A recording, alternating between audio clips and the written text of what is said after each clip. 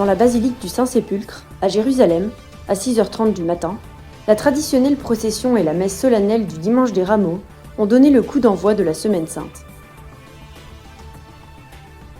L'après-midi, de Bethphagée à Jérusalem, une multitude festive a parcouru le même chemin que celui emprunté par Jésus lors de son entrée dans la ville. Le jeudi saint, le Triduum pascal s'est ouvert dans la basilique du Saint-Sépulcre. Les franciscains se sont ensuite rendus en pèlerinage au Cénacle, où ils ont célébré la messe à l'endroit où Jésus a institué l'Eucharistie. Plus tard, ils ont participé à une heure sainte à Gethsémani au cours de la nuit. Le lendemain, lors du Vendredi saint, l'adoration de la croix a eu lieu sur le calvaire. Elle s'est plus tard ensuivie du chemin de croix, auquel une multitude de chrétiens locaux et de pèlerins ont participé. Un appel à l'aide pour les chrétiens de Terre Sainte à travers la collecte du Vendredi saint de son éminence le cardinal Claudio Gugerotti, préfet du Dicaster pour les églises orientales. Au-delà des ténèbres de la mort, le message de Pâques du frère Francesco Patton, custode de Terre Sainte.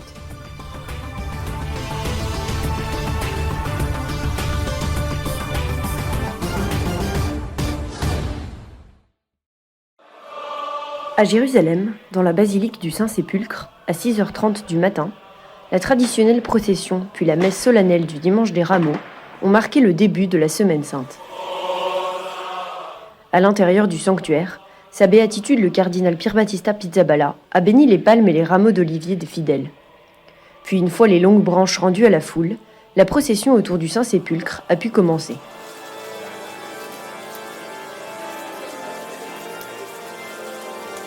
Le chant de l'Hosanna a résonné longtemps autour de l'édicule de la basilique. Comme le jour de l'entrée triomphale de Jésus à Jérusalem au milieu de la foule en liesse, l'assemblée a joyeusement agité palmes et oliviers, tout en faisant 3 fois le tour du sanctuaire, chiffre commémorant les jours entre la mort et la résurrection du Christ.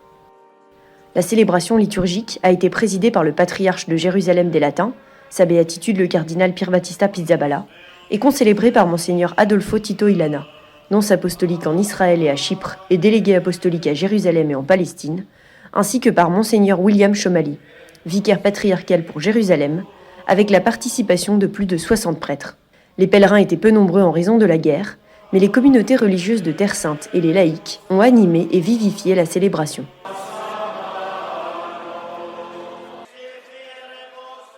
Un autre moment solennel a eu lieu au cours de la messe, la proclamation de l'Évangile, qui couvre toute la passion de Jésus. Le texte a été psalmodié en latin par les frères de la custodie de Terre Sainte. Le patriarche de Jérusalem des Latins s'est réuni avec les fidèles dans le sanctuaire de Bethphagée afin de bénir les oliviers et les branches de palme avant le début de la procession des Rameaux. Il s'agit d'une fête unique pour cette ville où s'est accompli le mystère pascal de Jésus. En cette année très difficile pour les chrétiens de Terre Sainte, notre regard s'est fixé sur celui qui a vaincu le monde, le Christ, désir caché de toutes les nations, qui sont toutes représentées ici à Jérusalem en ce jour, par une multitude de chrétiens venus du monde entier. Bien que beaucoup des communautés catholiques de Palestine n'aient pas été autorisées à participer à la célébration, le signe de la présence chrétienne à Jérusalem reste fort. À travers les chants, les danses et la prière que chacun exprime avec son style et son charisme, la présence chrétienne est la présence du Christ ressuscité. Lui seul a le dernier mot sur l'histoire et les affaires humaines. Quello che noi abbiamo visto in questo pomeriggio, in questa processione da Bethfage fino a Gerusalemme, è stato il camminare della Chiesa. Ce que nous avons vu cet après-midi, dans cette procession de Bethphagée à Jérusalem, c'est la marche de l'Église. Cela signifie que tous les chrétiens du monde se sentent enfants de cette Église. Il y a un psaume qui dit « Tous sont nés là » et qui se réfère à Jérusalem. Aujourd'hui, l'Église de Jérusalem a besoin que les chrétiens du monde entier viennent ici en tant que pèlerins, pour exprimer une communion concrète avec cette Église, qui est l'Église mère, et qui traverse un moment de souffrance. La loro madre e che è in un momento di sofferenza.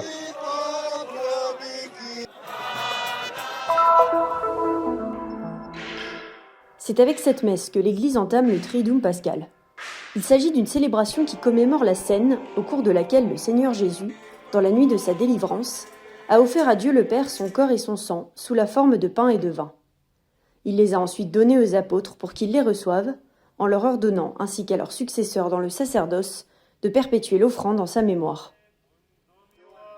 La cérémonie a été présidée par sa béatitude le cardinal Pierbattista Pizzaballa, patriarche de Jérusalem des Latins. Dans son homélie, le patriarche a remercié les fidèles et également le Saint-Père pour leur proximité et leur générosité. Dans sa dernière lettre, le pape François a effectivement souligné la situation actuelle en Terre Sainte, qui vit une Pâque difficile. Mais n'en a-t-il pas été de même pour Jésus, qui a dû affronter le moment le plus difficile de sa vie en cette semaine, entre trahison, incompréhension et abandon? La Pâque de Jésus fut difficile, aussi difficile qu'est l'amour, le véritable amour, lorsqu'il s'accomplit dans le don de soi jusqu'au bout, sans s'arrêter. Le lavement des pieds, qui a lieu immédiatement après l'homélie, rappelle la manière dont le Christ a enseigné à ses disciples lors de la dernière scène, leur disant de se laver les pieds les uns des autres.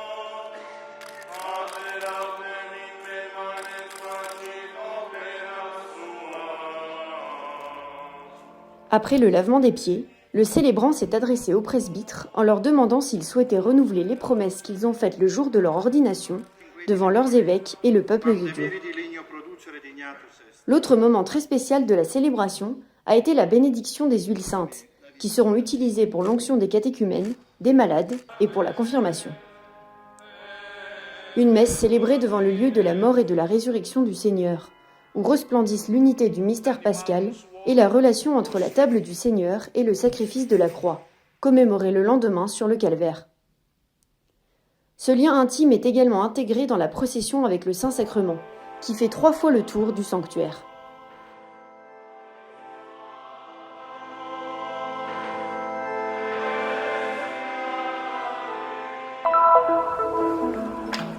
En ce début du Triduum pascal, les frères de la custodie se sont rendus en pèlerinage avec les fidèles au Cénacle de Jérusalem, où ont eu lieu la scène et le lavement des pieds raconté par saint Jean. Il Giovedì Santo ha un sapore particolare. Le jeudi saint a une saveur particulière. Dans l'après-midi, nous nous rendons au Cénacle, le lieu qui, selon la tradition latine et franciscaine, est celui de la dernière scène. Nous y célébrons l'institution de l'Eucharistie et du sacerdoce, et nous y accomplissons ce geste de l'acte du lavement des pieds. Ici à Jérusalem, ce qui se réalise toujours dans l'éternité de Dieu s'est réalisé dans l'histoire, le don de soi du Fils au Père. C'est pourquoi l'Eucharistie est considérée comme la nourriture des hommes et des anges. Et les frères gardent pour les communautés chrétiennes les lieux où s'est déroulé ce mystère du corps de Jésus de Nazareth. Mais l'Eucharistie, en tant que don de soi, est aussi un mode de vie. Lors de cette célébration, nous voulons nous aussi nous nourrir de Jésus, recevoir celui qui nous donne son corps et son sang, c'est-à-dire lui-même. Car s'il est vivant en nous, nous deviendrons nous aussi capables de nous aimer les uns les autres comme il nous a aimés, a ainsi déclaré le custode dans son homélie. De retour au quartier chrétien, la procession des frères et des pèlerins s'est arrêtée pour saluer ses frères orthodoxes arméniens et syriaques.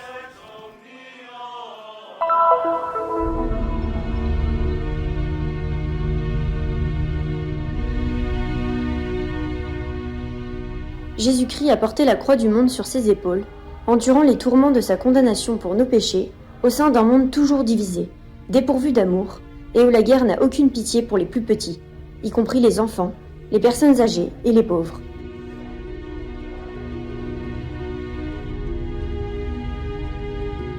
Ave Maria, gratia plena, Dominus tecum, benedicta tu in mulieribus, et benedictus fructus ventris tui, Iesus. Le 9 mars, jour du Vendredi Saint, les frères franciscains, avec les chrétiens de Terre Sainte et quelques pèlerins, ont parcouru les 14 stations du chemin de croix le long du sentier de la Rédemption, à travers les ruelles de la vieille ville de Jérusalem. Ils l'ont fait aussi pour demander la paix en ces temps difficiles. La guerre, comme l'a dit sa sainteté le pape François, ne peut conduire qu'à la défaite sanglante de tous.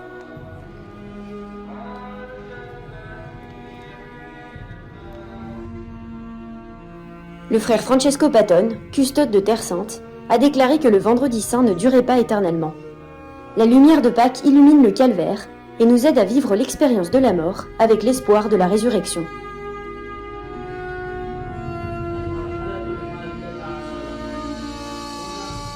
Le pape François a écrit aux chrétiens locaux de Terre Sainte. Dans une terre divisée par les conflits, vous êtes des graines de bien. Vous n'êtes pas seuls, nous ne vous abandonnerons pas. Je vous garde tous dans mes prières. Merci de maintenir éveillée l'espérance malgré la perte de tout espoir.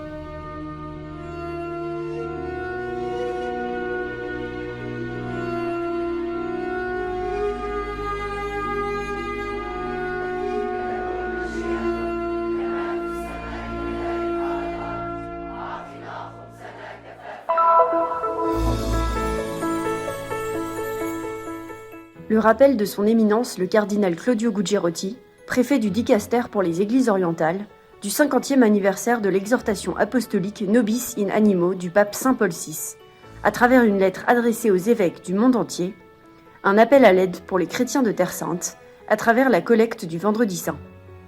Elle s'accompagne d'un appel à la paix du pape François et montre que l'Église est toujours confrontée au grand défi de l'aide aux chrétiens de Terre Sainte.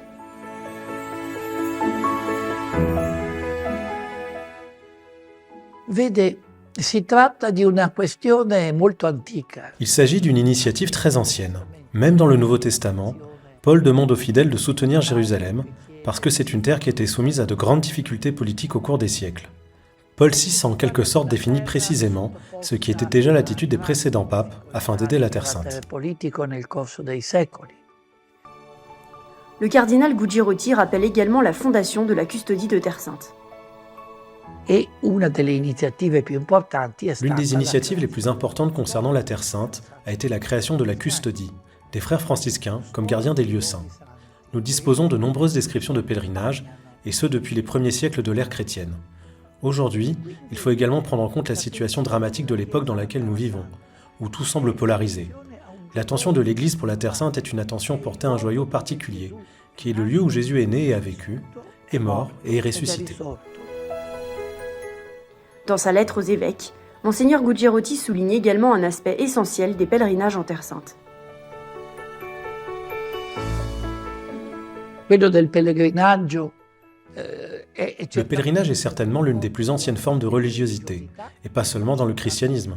Pensez que même dans l'islam, l'un des 5 piliers de la religion est précisément le pèlerinage. Telle est sa valeur. Nous avons d'ailleurs de beaux psaumes sur la montée à Jérusalem. N'oublions pas non plus que le pèlerinage est une source de survie pour les chrétiens peu nombreux qu'il y a dans certaines régions, car ils fabriquent de leurs mains ces petits souvenirs que les pèlerins achètent, ils gèrent de petits hôtels, etc.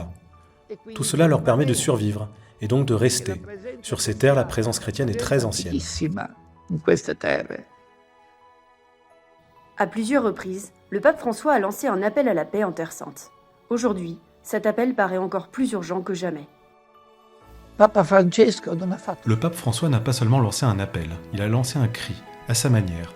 Le pape a beaucoup insisté sur cette guerre et il continue de s'exprimer à ce sujet, car il estime qu'il doit le répéter à chaque fois, comme le dirait saint Paul, de manière opportune comme de manière importune, pour que les gens sentent que cette folie ne peut plus durer.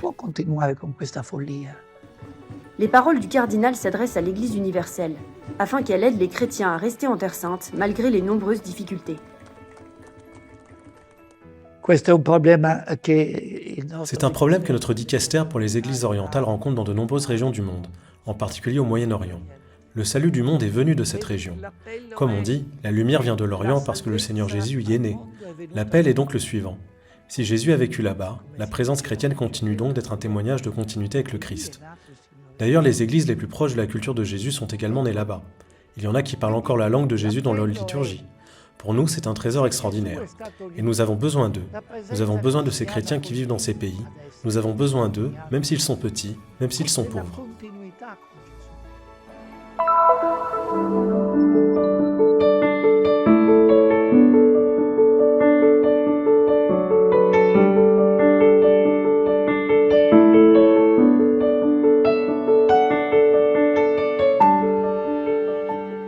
Carissima amica, carissimo amico, ciascuno di noi ha fatto l'esperienza dolorosa di perdere una persona cara, un genitore, un fratello, un coniuge, un figlio, un amico. È un momento di sofferenza, di buio e di sconforto che cala su ognuno di noi e non è quantificabile. Le lacrime scendono inarrestabili e il singhiozzo ci tronca la parola in gola.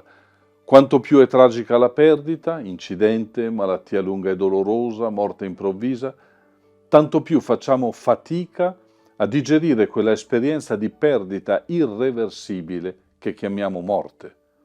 E sorge una domanda: perché? Non la domanda filosofica sul senso ultimo di ciò che è accaduto, ma la domanda legata alla persona concreta che è venuta a mancare e al significato che quella persona aveva per noi. Perché è successo proprio a lei di morire?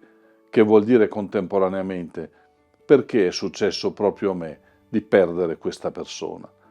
Ma nessuno di noi ha sperimentato cosa significhi scivolare irreversibilmente dentro il mistero della morte, sentire la vita che ci abbandona e sentirci abbandonati dalla vita, sentire il freddo e l'oscurità impadronirsi progressivamente del nostro corpo e della nostra mente ed esalare l'ultimo respiro, inabissandoci nel morire, col timore che sia un inabissarci nel nulla. La Pasqua di Gesù ci parla della sua risurrezione e ci ricorda che non è un tornare indietro dal regno dei morti, non è un ritrovarsi improvvisamente rianimati come dopo un coma o una morte apparente, ma è un andare oltre, è appunto un passaggio verso una forma di vita talmente nuova e piena che noi non riusciamo nemmeno a immaginarla. L'incapacità di riconoscere Gesù risorto da parte di Maria Maddalena e poi la sua sorpresa rivelatrice quando si sente chiamare per nome e infine il suo desiderio irrealistico di trattenerlo, questa è la reazione che causa in noi poveri umani l'incontro col risorto. È la stessa esperienza che fanno i discepoli in fuga verso Emmaus, perché l'incontro con Gesù risorto non è l'incontro con Lui morto e rianimato, ma è l'incontro con Lui che vive ormai in Dio. È l'incontro con Gesù la cui carne, cioè la cui umanità, è ormai completamente trasformata dalla potenza dello Spirito Santo. È l'incontro con Gesù che ci mostra in se stesso ciò che anche noi saremo nel vivere insieme a Lui in forma pasquale l'esperienza del morire, intesa ormai come un passare attraverso e oltre la morte. La tomba vuota dalla quale vi parlo non è il set di un film che narra una storia inventata da uomini bisognosi di illudersi che la morte non è la fine di tutto.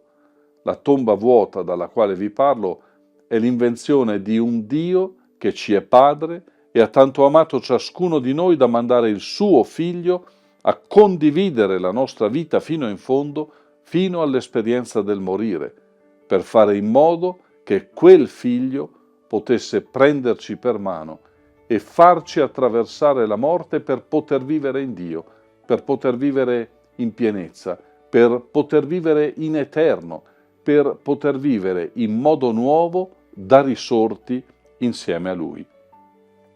È per questo che da questa tomba vuota si sprigiona la speranza, una speranza capace di illuminare anche le peggiori esperienze di vita e di morte nelle quali oggi ci possiamo trovare immersi. È per questo che da questa tomba vuota sento che posso dirvi, senza il timore che sia un'illusione, buona Pasqua. Il Signore Gesù è risorto. Buona Pasqua.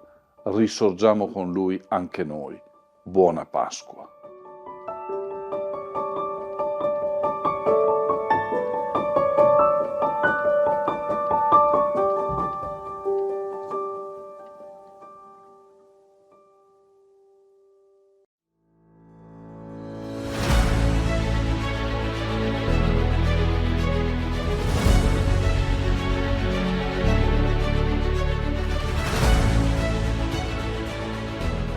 Faites un geste de solidarité et soutenez la mission de la custodie de Terre Sainte. Le Christian Media Center diffuse la bonne nouvelle du Christ en faisant connaître au monde la spiritualité des lieux saints et la vie des chrétiens locaux.